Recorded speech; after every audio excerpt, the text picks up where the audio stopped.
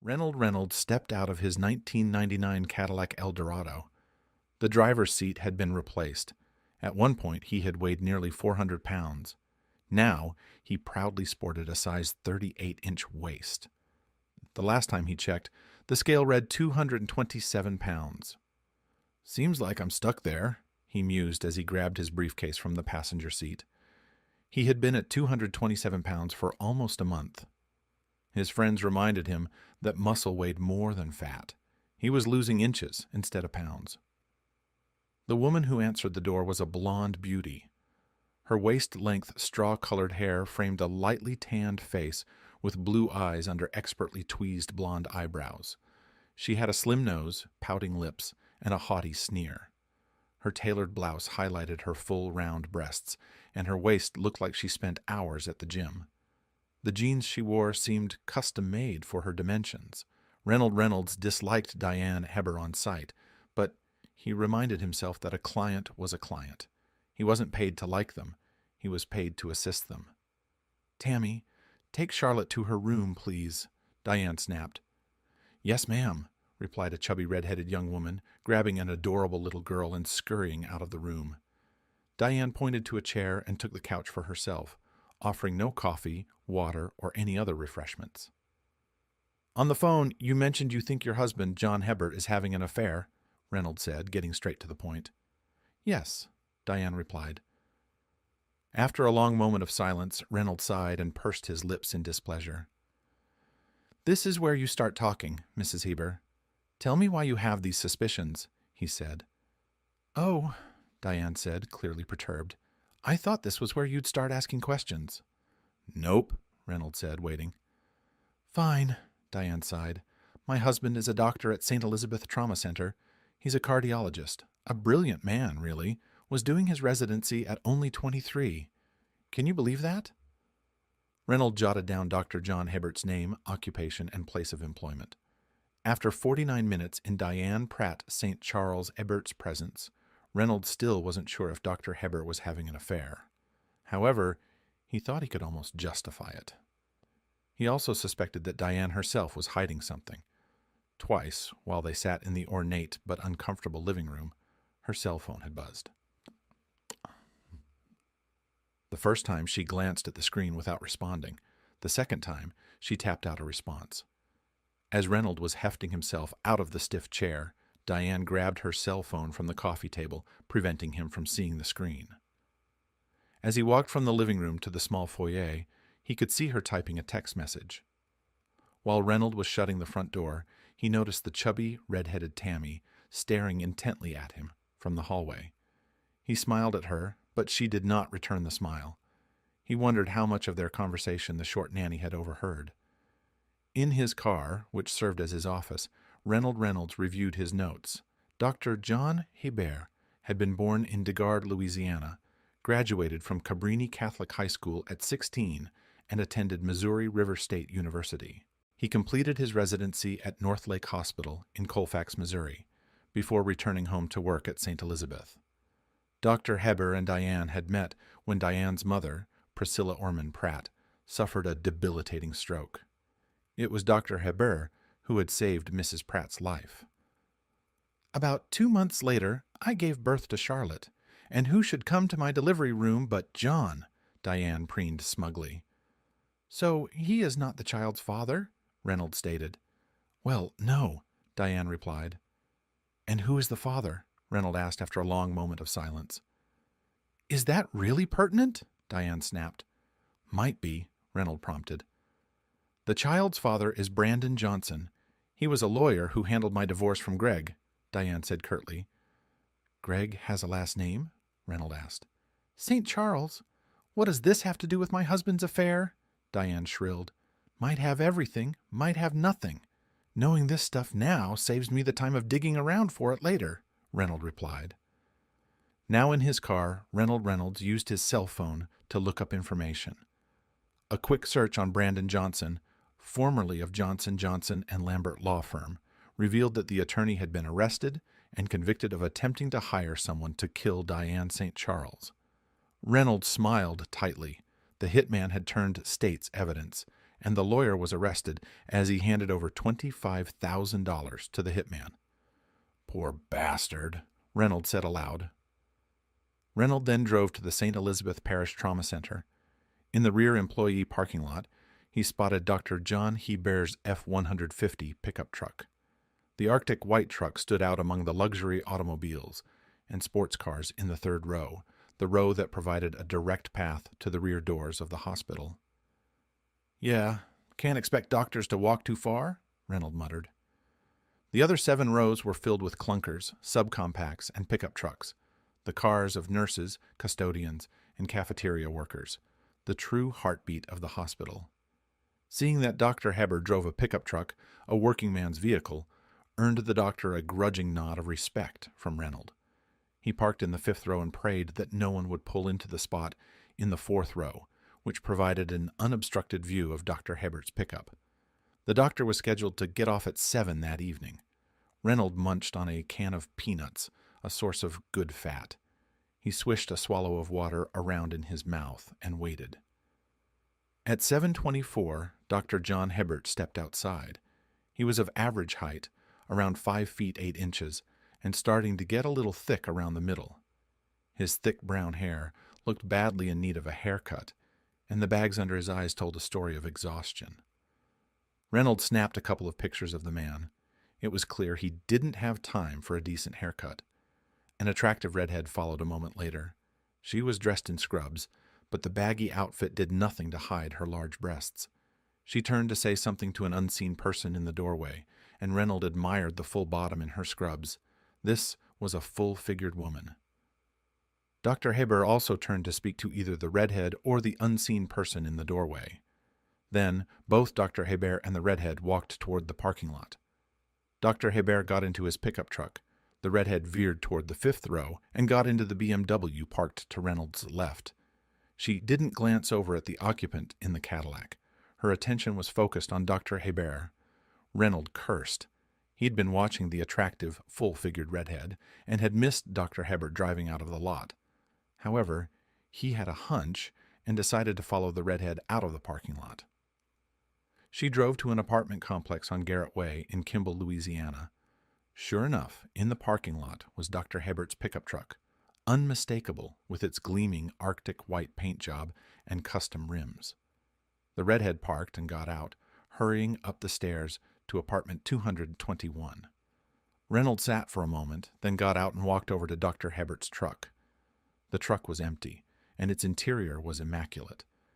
It was clear the doctor, despite his busy schedule, found time to clean his vehicle. Then Reynolds realized something.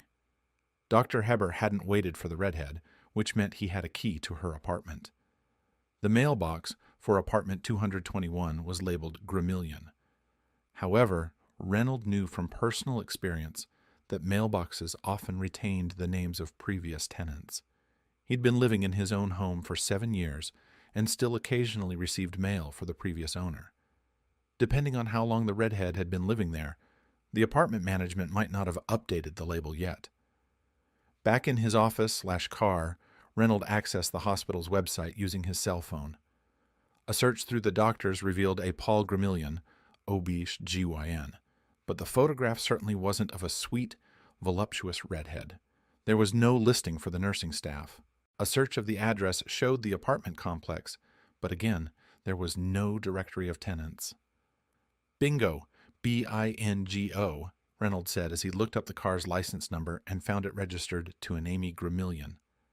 "Yeah, I'd do her," Reynolds said, browsing Amy's Facebook page. 30 minutes later, as Reynolds was debating whether to go to Cowboy's BBQ for dinner or head home for a plate of scrambled eggs, Dr. Hebert stepped out of apartment 221. The man looked just as haggard as he had when he left the hospital, but now he had a smile on his face. Hell yeah, Reynolds thought. He followed Dr. Hebert back to his home. Reynolds watched as the doctor attempted to park in the garage, but a Lexus, parked at an odd angle, was taking up too much space. So the doctor had to park in the driveway. Reynolds hated cheaters with a blinding passion. He had been cheated on by a woman who had sworn to love him and be faithful, only to betray him. His ex-wife had even tried to pass off her pregnancy as his, despite Reynolds knowing he was sterile, a consequence of a severe case of mumps at 19, which had caused his testicles to swell painfully to the size of oranges and left him infertile. In Dr. Hebert's case, though, after meeting the man's arrogant and cold wife, Reynolds could almost excuse his behavior. Seeing what the doctor had to come home to, a woman who wouldn't even let him park his truck in his own garage, a garage he was paying for, Reynolds was again nearly willing to give him a pass. He drove home and typed out his report thus far. There was no photographic proof, and he hadn't actually witnessed any intimate moments between Dr. Hebert and Amy Gramillion, RRN. It was all circumstantial for now.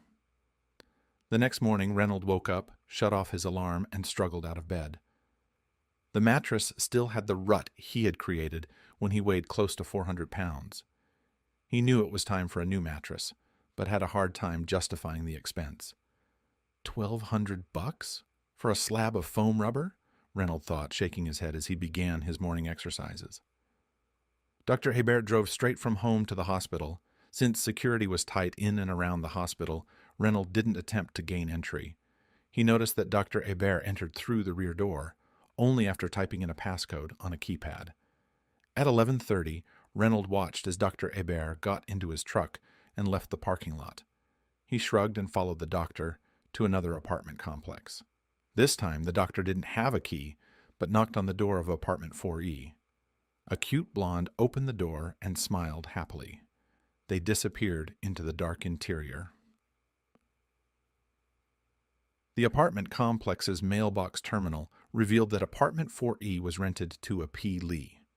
A quick search of the parking lot showed a nondescript Toyota Compact in the spot for 4E, and the tags were registered to one Paula Lee.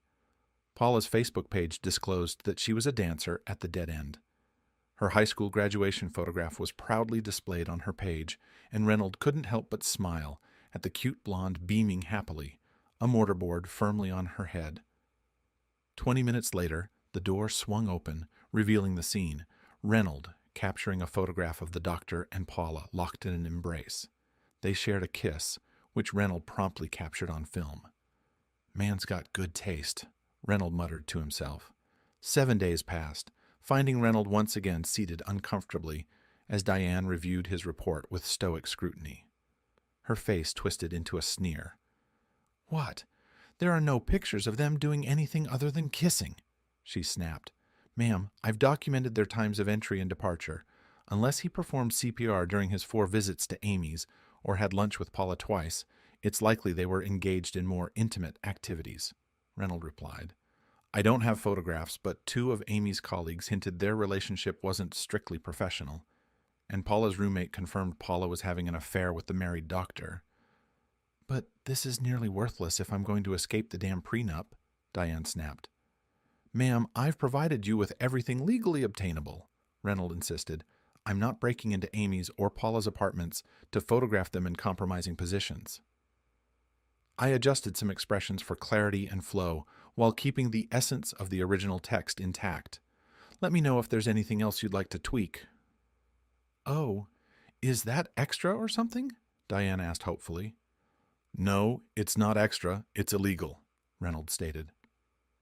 Diane settled the payment with her American Express card, grumbling about the lack of concrete evidence. Reynolds reminded her that Dr. Hebert possessing a key to Ms. Gramillion's apartment suggested his involvement. That's true," Diane conceded. Meanwhile, Reynolds was immersed in another case, tailing an employee of Kendrick's Engineering who claimed a work-related injury.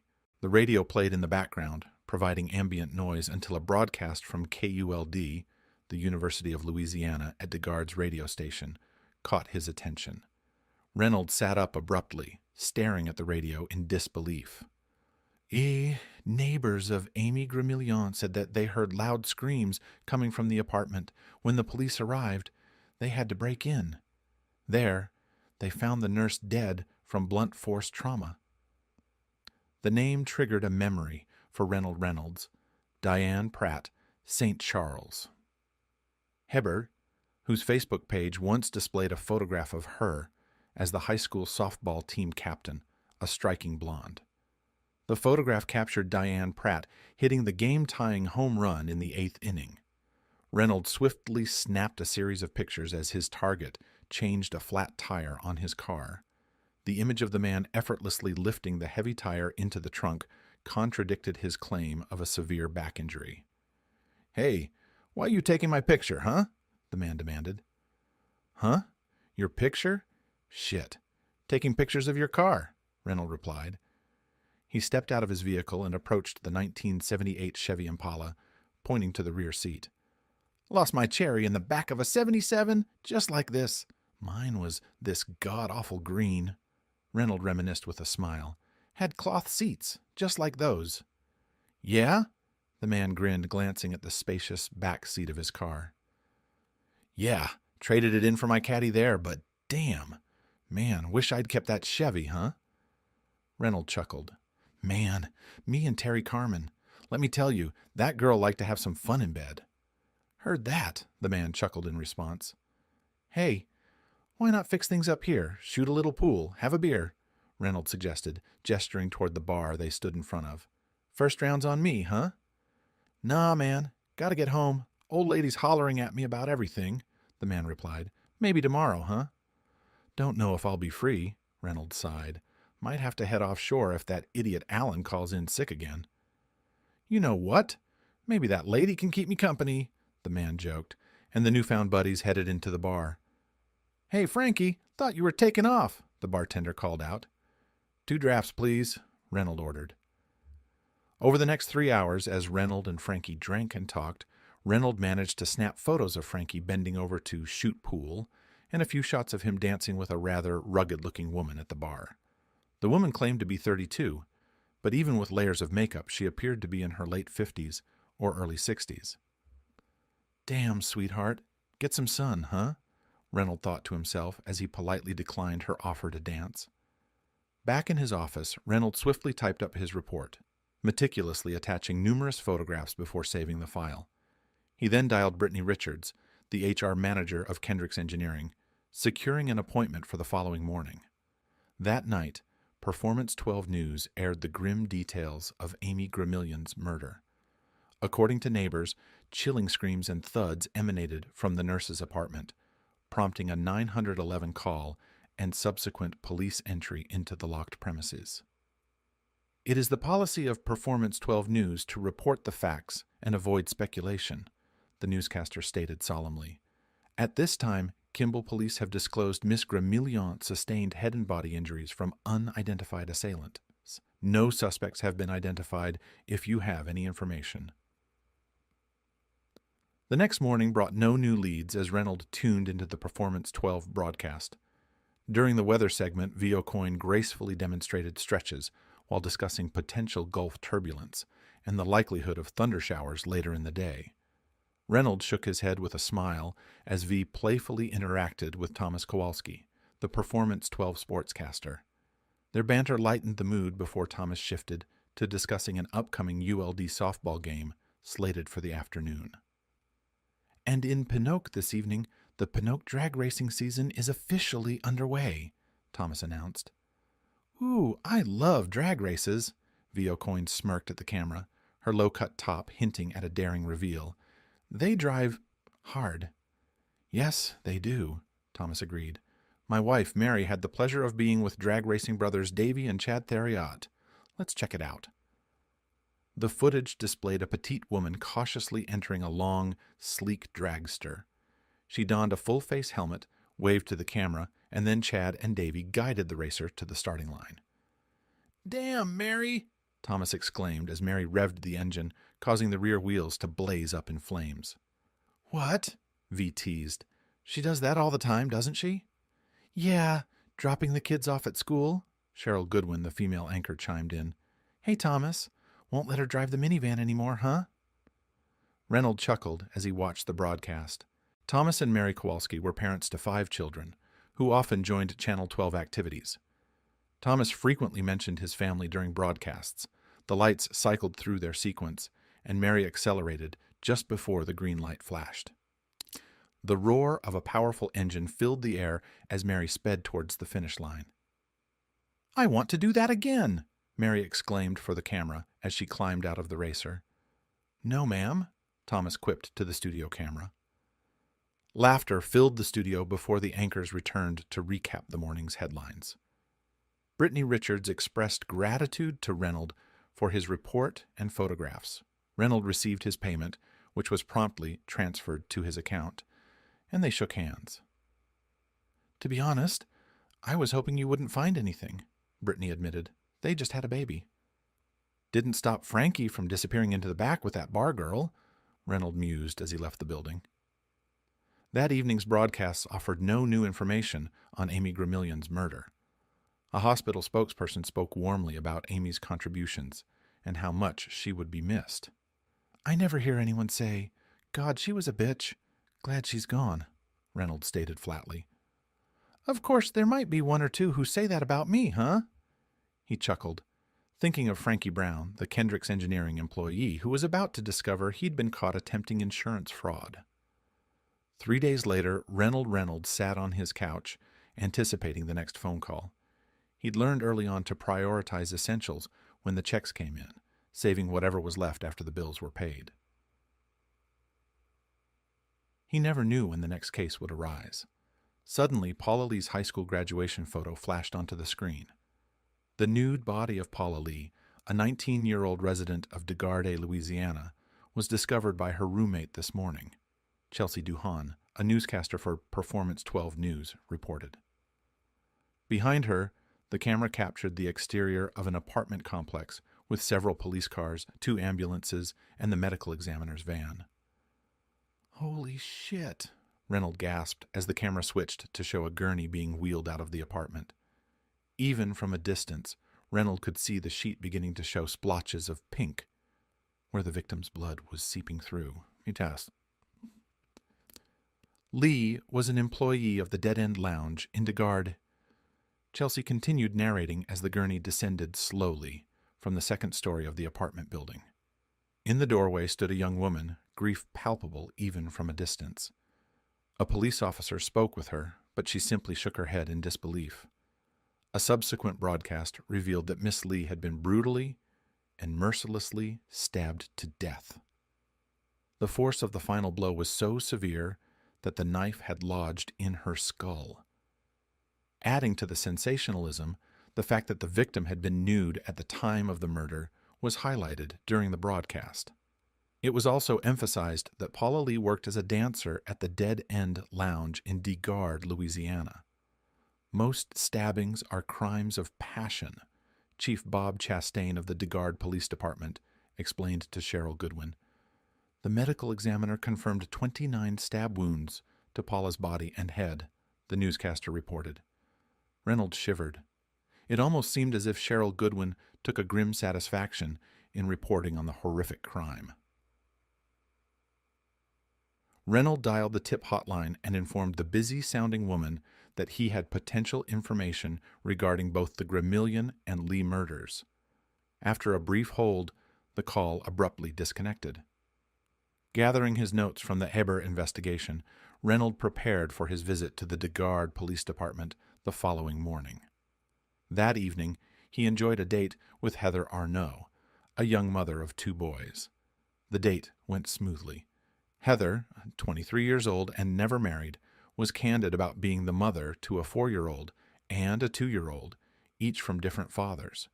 She refrained from speaking ill of either, noting that upon learning of her pregnancies, they attempted to avoid responsibility. "Damn that pesky DNA, huh?" Heather laughed. "Bobby and Chad both pay their child support, but I'm grateful to work at Kendricks. Free daycare is a lifesaver." "It sounds like a great place," Reynolds agreed. "I've met Brittany from HR." "Isn't she the coolest? Married to Tuff, the CEO?" Heather added. The next morning, Reynolds decided it was time to replace his mattress, especially if things progressed with Heather. Despite a slight age gap, he was days away from his 42nd birthday, Heather pointed out she was the one who approached him, admitting she had a penchant for older men. After finishing his morning workout, Reynolds flicked on the television as he prepared an omelet for himself. Dominique St. Charles says she believes that it was a woman that attacked her. Had a neighbor not turned on his porch light and scared the attacker away, this young mother might not be with us today, Chelsea Duhon reported. Dominique St. Charles?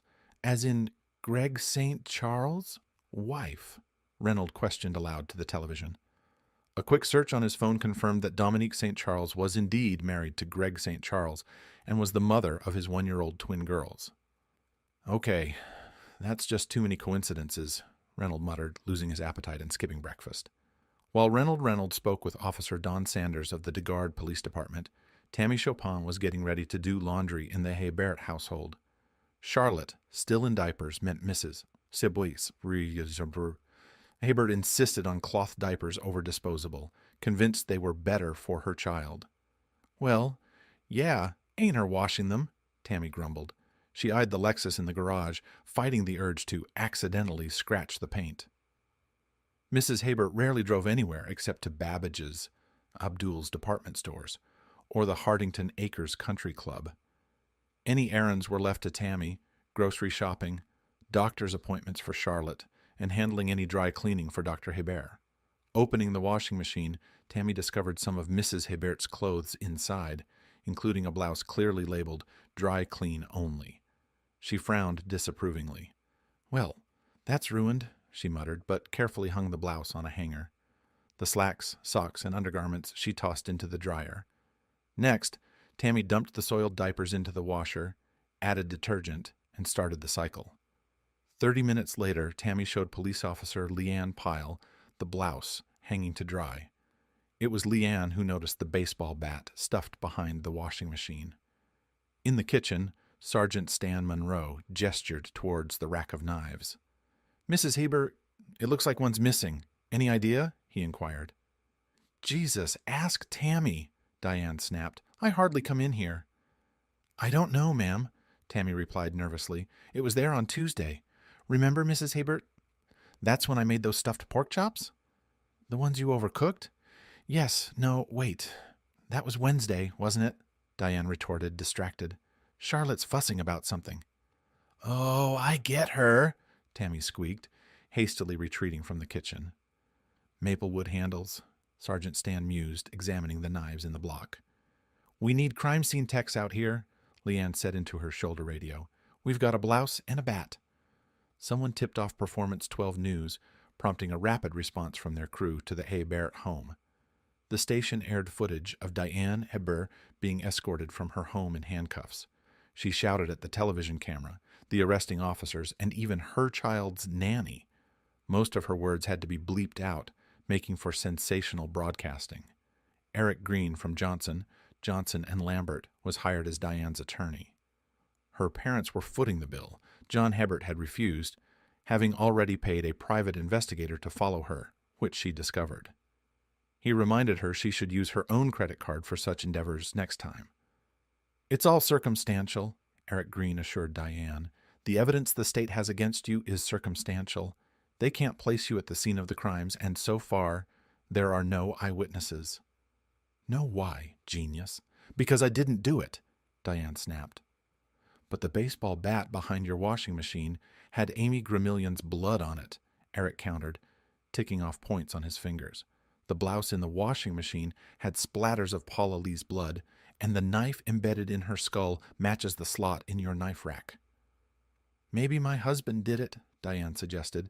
They were his mistresses. Eric pursed his lips. Circumstantial or not, the evidence was compelling. Juries had convicted on less, and Diane Hebert was not well liked. She was perceived as spoiled, narcissistic, and arrogant. Juries tended to have little sympathy for people like Diane Pratt St. Charles Hebert. Sarah Guillory's opening statements were skillful. Eric begrudgingly nodded in respect to the ADA. Sarah began by apologizing to the jury, preparing them for the shocking photographs of the victims and the gruesome details of their deaths. I'm sorry. I know you were probably hoping for an easier trial, right? A bank robbery, maybe an insurance fraud case. No one wishes for a gruesome murder case, Sarah said earnestly. But here we are. We trust you to fulfill your sworn duty, no matter how unpleasant or upsetting. My colleague is right, Eric declared as he wheeled himself in front of the jury. These were gruesome, horrific murders, and my client is innocent. She had nothing to do with these crimes. She is just as appalled by the suffering these women endured in their final moments. But she did not commit these acts. The state will try to shock you, to provoke outrage. And you should be outraged. I am outraged. Diane Heber is outraged at what happened to these women, but the state cannot place her at the scene. Why? Because she didn't do it. My client did not do it, Eric asserted firmly. The medical examiner, Dr. Helen Morris, appeared unusually young for her profession, her orthodontic braces conspicuous as she detailed Amy Gramillion's injuries. "Do you recognize People's Exhibit 1?" Sarah Guillory asked, displaying the bloodied baseball bat. "Yes, I do," Helen affirmed. She described how she had correlated the bat with x-rays of Amy's injuries, demonstrating the size, depth, and angle of the blunt force trauma consistent with a baseball bat. Helen also confirmed that the blood on the bat matched Amy Gramillion's. One woman on the jury visibly recoiled and even vomited as Helen recounted Paula Lee's murder. The knife was forcefully driven into the victim's skull, necessitating the separation of cranial bones to remove the blade, Helen stated clinically. "Court will recess while we get that cleaned up," Judge Stephen Hill ordered, banging his gavel on the bench. "Could you at least try to look like you give a damn?" Eric hissed at his client. "Could you at least try to look like you're competent?" Diane shot back. Eric's strategy during cross-examination focused heavily on the physical details surrounding the murders of the two victims. He reiterated this point several times while questioning Dr. Helen Morris, the medical examiner, subtly suggesting the possibility of two separate killers. Sergeant Elise Richards delivered a stark account of Amy Gramillion's murder without embellishment, sticking strictly to the facts observed by herself and her partner Eric Mills upon entering the apartment. Several jurors visibly reacted with discomfort as Elise described Amy's injuries. Eric Green attempted to sow doubt in the jurors' minds once more, but Elise remained composed and steadfast in her testimony. Officer Don Sanders then proceeded to recount the details of Paula Lee's murder. Judge Hill promptly called for a recess, opting to avoid another cleanup of the courtroom by the maintenance staff.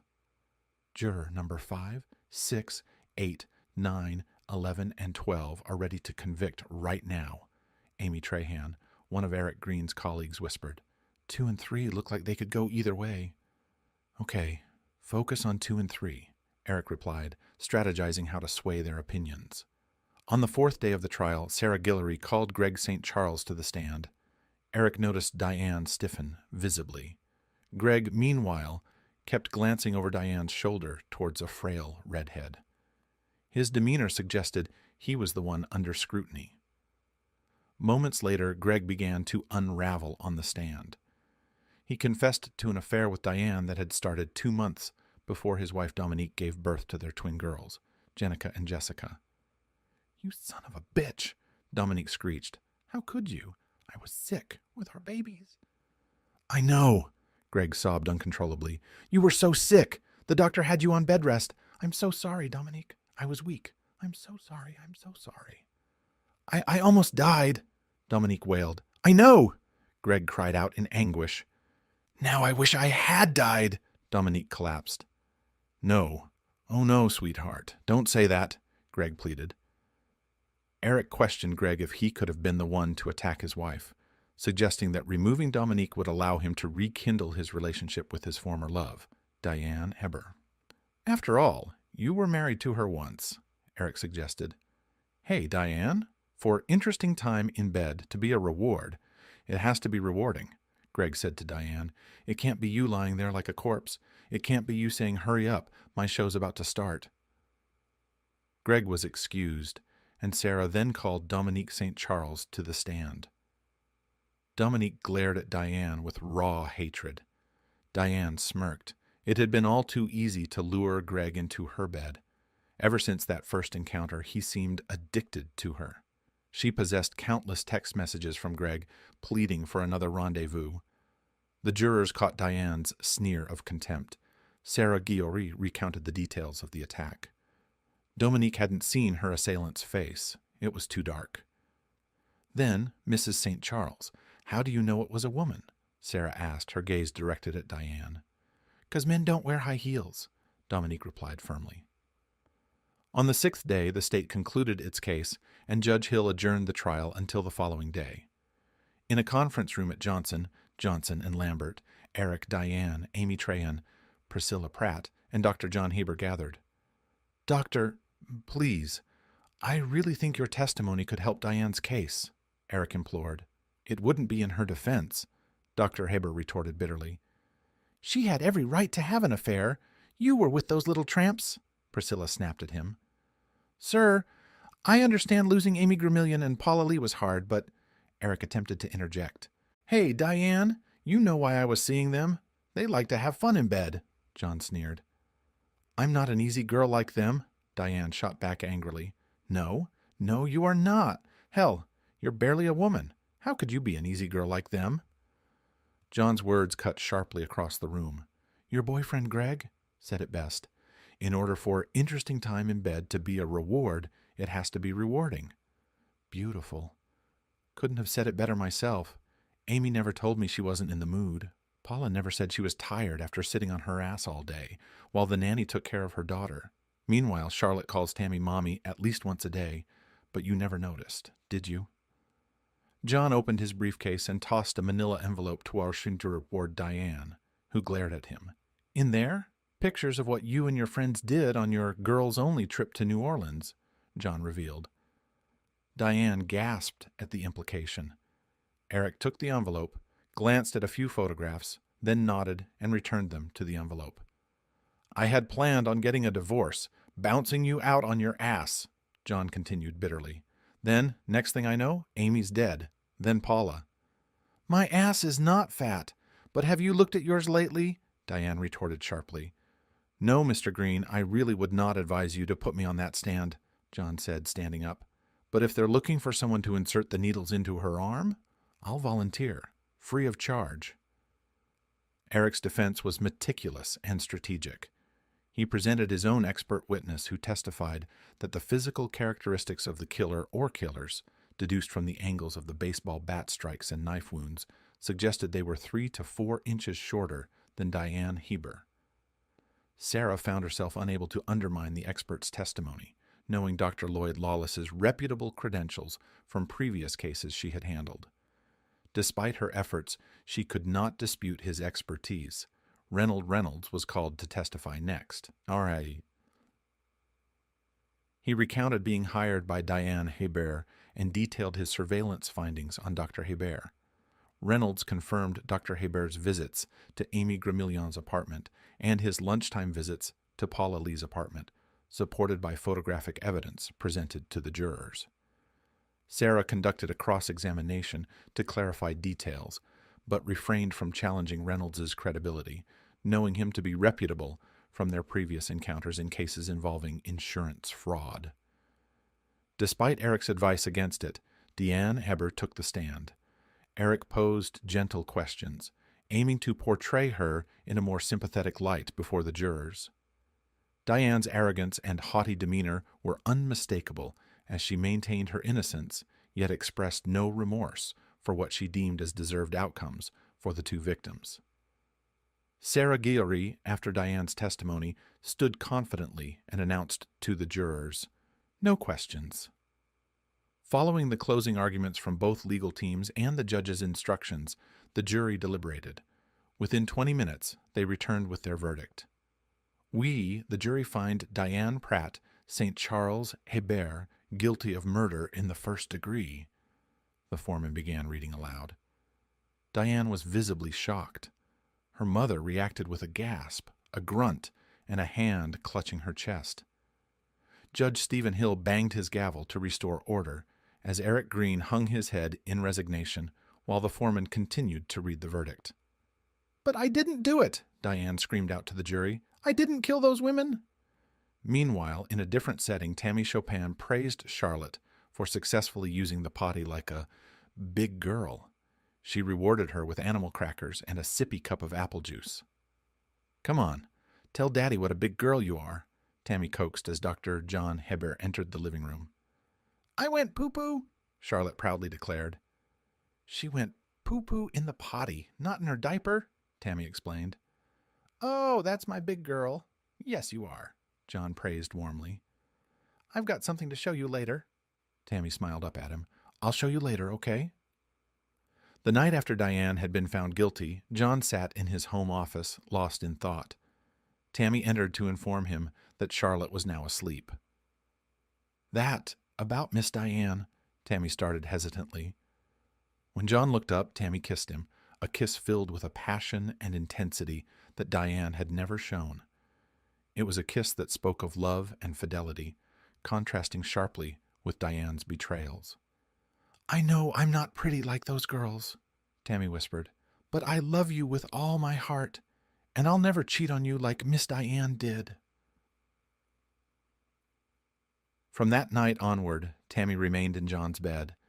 It marked a seamless transition from a loveless marriage to a relationship filled with genuine passion and devotion. Now, his young lover was teasing him with a surprise. Her brown eyes sparkled with excitement. Okay, John smiled and entered his home office. That night, after bath time and Charlotte's favorite bedtime story, Tammy entered John's home office. John was reviewing a patient's file. He looked up and smiled at the 18-year-old redhead as she approached him. I've got something to show you, she whispered, kissing him passionately. Yeah? He asked, his smile widening. Uh-huh, she whispered back and sensually slipped out of her dress. Beneath the dress, the curvy girl wore only thigh-high stockings and 4-inch heels.